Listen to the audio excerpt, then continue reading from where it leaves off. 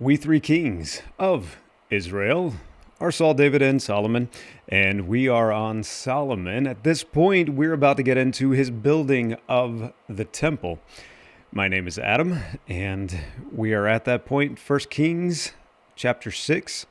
We've just finished 1 Kings chapter 5, and we learned that Solomon and Hiram, the king of, who was that? Hiram was the king of, just a minute, let me go back so I get, king of Tyre, or Tyre, or something like that. Anyway, Hiram was king of a different nation, and he and David were friends. They got along well, and so he and Solomon, he made a more or less treaty with Solomon, and Hiram seems to be one who loves the Lord, and he gave men to David to work for him. Now, not to David, to Solomon to work for him. Now, King Solomon, as we found out in verse 13, he drafted forced labor out of all of Israel. He drafted, the draft numbered 30,000 men. Okay, 10,000 a month in shifts. So 1 month on, 2 months off. It's a good gig if you can get that. Now, I don't know that this was their only work. They probably had other work they still had to do. They are an agrarian society, so that's 1 month away from their home.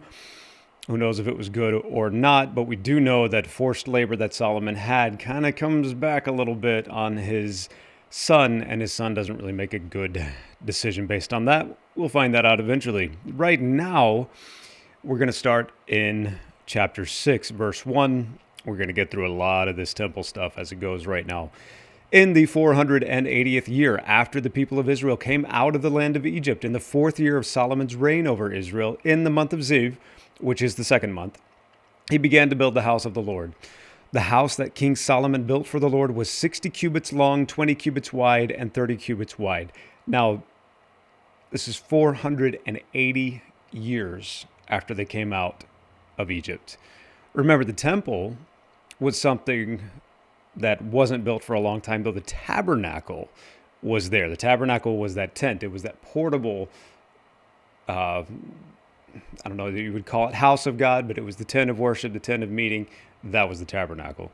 In this case, this is going to be the temple, which will stand for many, many years to come until even after the time of Christ. So we see that in verse 3, the vestibule in front of the nave of the house was 20 cubits long, equal to the width of the house, and 10 cubits deep in front of the house, and he made for the house windows with recessed frames. He also built a structure against the wall of the house, running around the walls of the house, both the nave and the inner sanctuary, and he made side chambers all around. I wonder if that's where the priests ended up living. The lowest story was 5 cubits broad, at least the priests that were serving at any one given time. So the lowest story, verse 6, was 5 cubits broad, the middle one was 6 cubits broad, and the third was 7 cubits broad.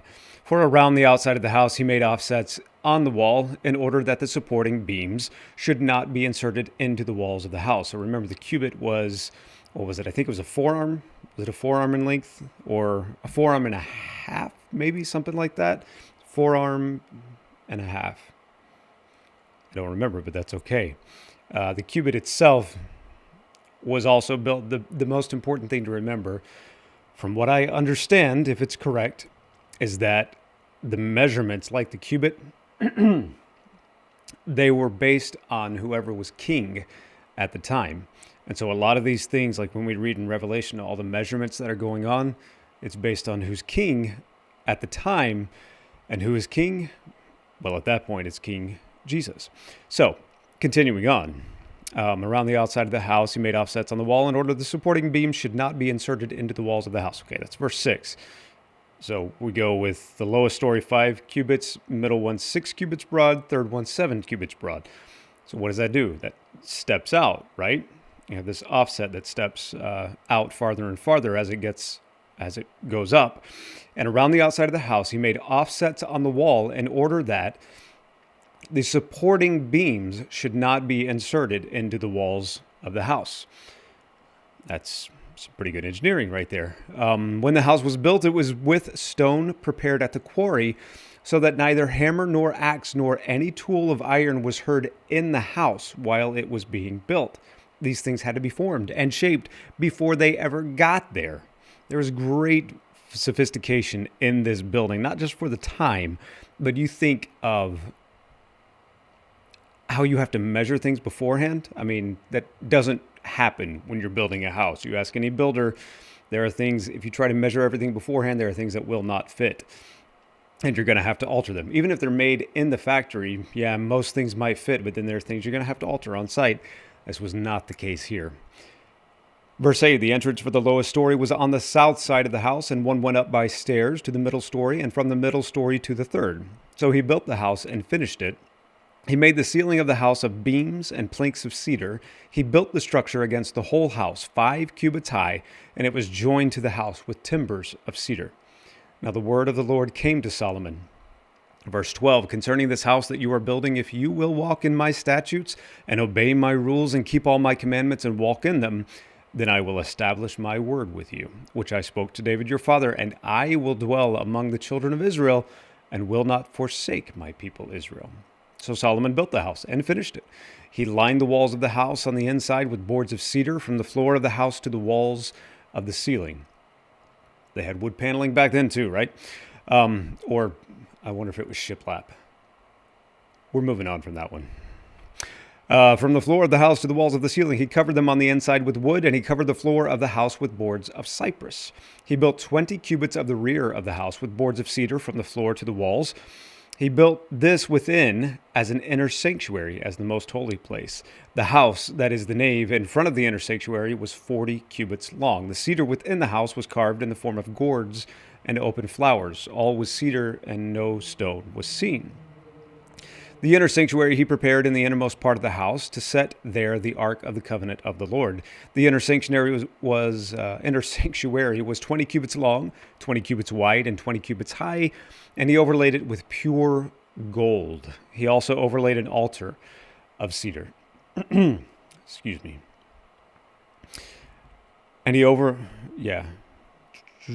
overlaid an altar of cedar, and Solomon overlaid the inside of the house with pure gold, and he drew chains of gold across in front of the inner sanctuary and overlaid it with gold. He overlaid the whole house with gold until all the house was finished. Also, the whole altar that belonged to the inner sanctuary, he overlaid with gold. In the inner sanctuary, he made 2 cherubim of olive wood, each 10 cubits high. 10 cubits high. 5 cubits was the length of one wing of the cherub, 5 cubits the length of the other wing of the cherub. It was 10 cubits from the tip of one wing to the tip of the other. The other cherub also measured 10 cubits. Both cherubim had the same measure and the same form. Impressive. The height of one cherub was 10 cubits, and so was that of the other cherub. He put the cherubim in the innermost part of the house, and the wings of the cherubim were spread out so that a wing of one touched one wall, and a wing of the other cherub touched the other wall. Their other wings touched each other in the middle of the house, and he overlaid the cherubim with gold. The hammer was not heard inside the house, right? So this stuff was not done inside the house. This had to be done outside and then put all together inside the house. That's impressive. To touch one wall and touch the other and still fit all together, that's some precision engineering right there. Verse 29, around all the walls of the house, he carved engraved figures of cherubim and palm trees and open flowers in the inner and outer rooms. Lest we think that Solomon is actually the one doing all these things, I think it's saying Solomon is doing these things as a representative of Israel and all the people, all the craftsmen that God gave to Israel to do this work. The floor of the house he overlaid with gold in the inner and outer rooms. Verse 31, for the entrance to the inner sanctuary he made doors of olive wood.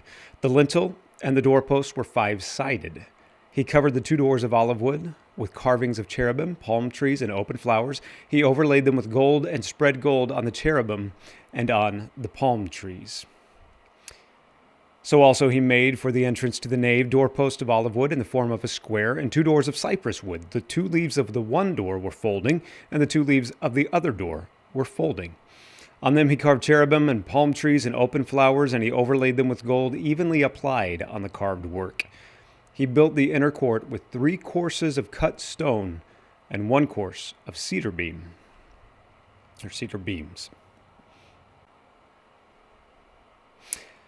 In the 4th year, the foundation of the house of the Lord was laid, in the month of Ziv. Excuse me. And in the 11th year, in the month of Bul, which is the 8th month, the house was finished in all its parts, and according to all its specifications, he was 7 years in building it.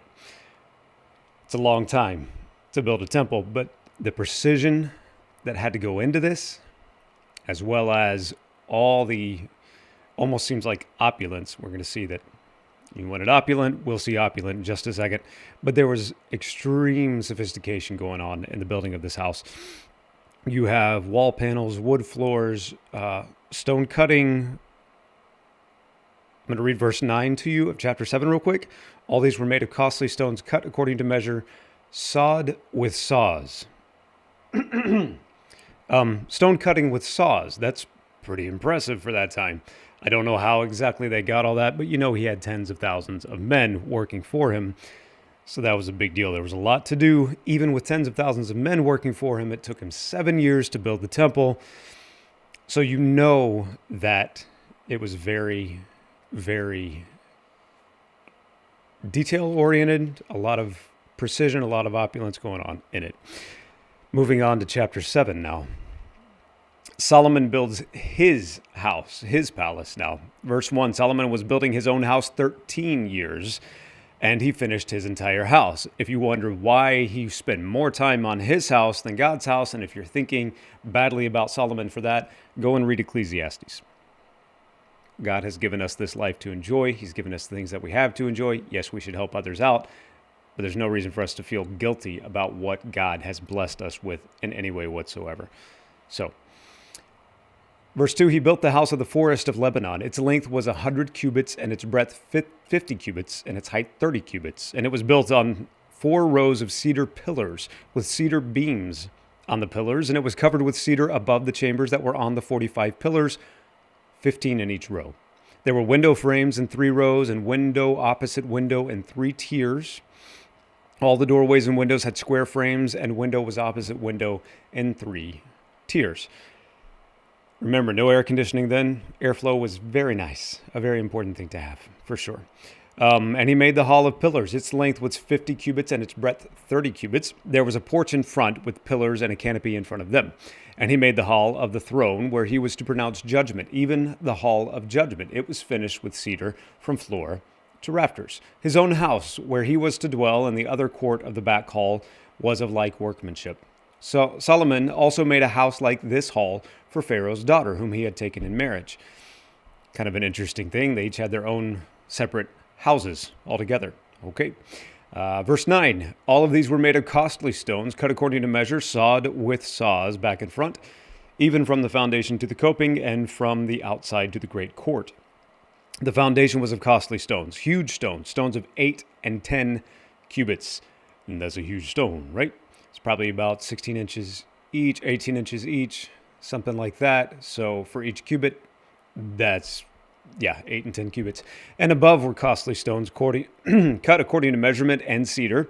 The great court had 3 courses of cut stone all around and a course of cedar beams. So had the inner court of the house of the Lord and the vestibule of the house. Verse 13, and King Solomon sent and brought Hiram from Tyre. He was the son of a widow of the tribe of Naphtali, and his father was a man of Tyre, a worker in bronze, and he was full of wisdom, understanding, and skill for making any work in bronze. He came to King Solomon and did all his work. He cast 2 pillars of bronze. 18 cubits was the height of one pillar, and a line of 12 cubits measured its circumference. It was hollow, and its thickness was 4 fingers. So 4 fingers, right? That's thick. That's thick. Okay. The second pillar was the same. He also made 2 capitals of cast bronze to set on the tops of the pillars. The height of the one capital was 5 cubits, and the height of the other capital was 5 cubits. There were lattices of checker work with wreaths of chain work for the capitals on tops of the pillars, a lattice for the one capital and a lattice for the other capital. Likewise, he made pomegranates in 2 rows around the one lattice work to cover the capital that was on the top of the pillar, and he did the same with the other capital. Now, the capitals that were on the tops of the pillars in the vestibule were of lily work, 4 cubits. The capitals were on the 2 pillars and also above the rounded projection, which was beside the lattice work. There were 200 pomegranates in 2 rows all around, and so with the other capital, 200 pomegranates around. Okay. He set up the pillars at the vestibule of the temple. He set up the pillar on the south and called its name Jachin. And he set up the pillar on the north and called its name Boaz. And on the tops of the pillars was lily work. Thus the work of the pillars was finished. Then he made the sea of cast metal.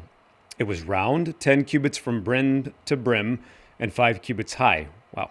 And a line of 30 cubits measured its circumference. Under its brim were gourds for 10 cubits, compassing the sea all around. The gourds were in 2 rows cast with it when it was cast. Okay, so that means if you know anything about casting, and I don't know much, I know enough to get me in trouble, but if you know something about casting, all that work had to be done beforehand in order to put the metal in, pour the metal into it to cast it and make it take on that shape. That's a lot of work, but very good. It stood, verse 25, on 12 oxen, 3 facing north, 3 facing west, 3 facing south, and 3 facing east.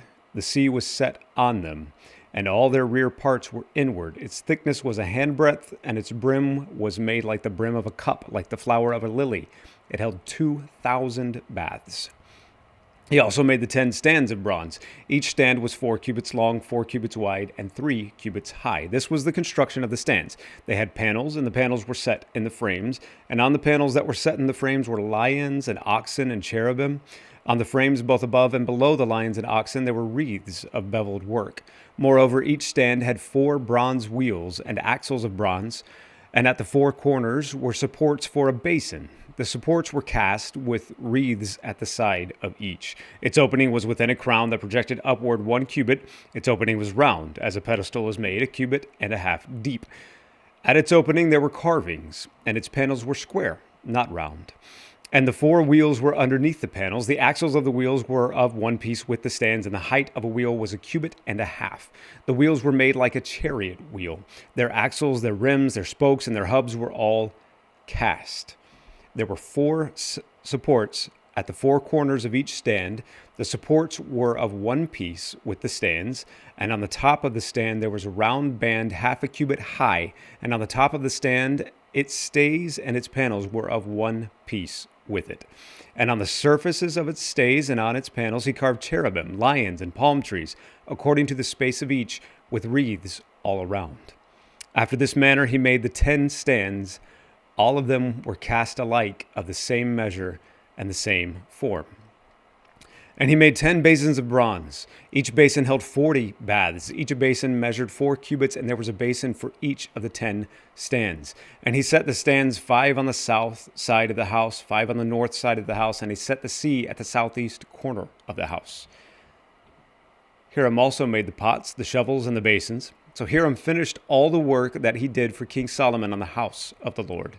The 2 pillars, the 2 bowls of the capitals that were on the tops of the pillars, and the 2 lattice works to cover the 2 bowls of the capitals that were on the tops of the pillars, and the 400 pomegranates for the 2 lattice works. 2 rows of pomegranates for each lattice work to cover the 2 bowls of the capitals that were on the pillars. The 10 stands and the 10 basins on the stands, and the 1 sea and the 12 oxen underneath the sea. Now the pots, the shovels, and the basins, all these vessels in the house of the Lord, which Hiram made for King Solomon, were of burnished bronze. And the plain of the Jordan the king cast them, and the clay ground between Succoth and Zarethan. And Solomon left all the vessels unweighed, because there were so many of them. The weight of the bronze was not ascertained. God used a foreign man to do his work and build things for his temple in the midst of his people. Verse 48, so Solomon made all the vessels that were in the house of the Lord, the golden altar, the golden table for the bread of the presence, the lampstands of pure gold, 5 on the south side, 5 on the north, before the inner sanctuary, the flowers, the lamps, the tongs of gold, the cups, snuffers, basins, dishes for incense, and fire pans of pure gold, and the sockets of gold for the doors of the innermost parts of the house, the most holy place, and for the doors of the nave of the temple. Thus all the work that King Solomon did on the house of the Lord was finished. And Solomon brought in the things that David his father had dedicated, the silver, the gold, and the vessels, and stored them in the treasures of the house of the Lord. Verse 51, thus all the work that King Solomon did on the house of the Lord was finished. And Solomon brought in the things that David his father had dedicated, the silver, the gold, and the vessels, and stored them in the treasuries of the house of the Lord. So the house is finished. The house of the Lord is finished. Next time we're going to get into the ark being brought into the house, and then just a wonderful, wonderful prayer and blessing from Solomon. Dedication to the Lord, and the things that he says and that he brings out in his dedication are just, to me, they're just wonderful. They're amazingly broad-minded, focused on the world, not just his people Israel, not singling one people out, but wanting God to be shown to the nations, wanting to bring the nations to him. And that seems to be a pretty common theme for Solomon, to be able to go out beyond the nation of Israel and say, you know what, I want to bring other people to see God and to be blessed by God. All of this, again, is Solomon doing what he needs to do, trusting that God is in it and going to work through it, and God is in it, and God does work through it. Things that he needed, like the cast bronze and the vessels and utensils and things like that, God supplied that for him, maybe even from an unexpected place outside of Israel, outside of one who may even go into this temple at all to worship. And he brought that man in to do work for him. It's a wonderful thing. God's ultimate method has never really changed. It's always been faith. It's always been trusting him. That's always been the thing that brings us into that relationship with God and holds us there, is that trust in him. However, obviously there were different ways that he kind of sought to manage the people over time, depending on who the people are. It's always been conscience, that our conscience always manages us in one way or another. As Paul says in Romans, that even those without the law, because their conscience, that becomes a law in and of itself to the people. But then obviously for Israel, he had a certain set of laws that set them apart and showed that they are God's chosen people. We know, especially from the Pharisees in Christ's time here on earth, when he came, that they had misinterpreted that. They had brought that into a very narrow view, thinking that God had chosen them because they were somehow special, because they somehow had something above other people in other nations, and they were going to get something in particular from God that, some sort of favor that other people couldn't curry with God. And yet, Solomon didn't have that mindset. Solomon didn't have that attitude. I'll stop talking about it now, since we're going to talk about it next time, but definitely encourage you to be here for that. Until then.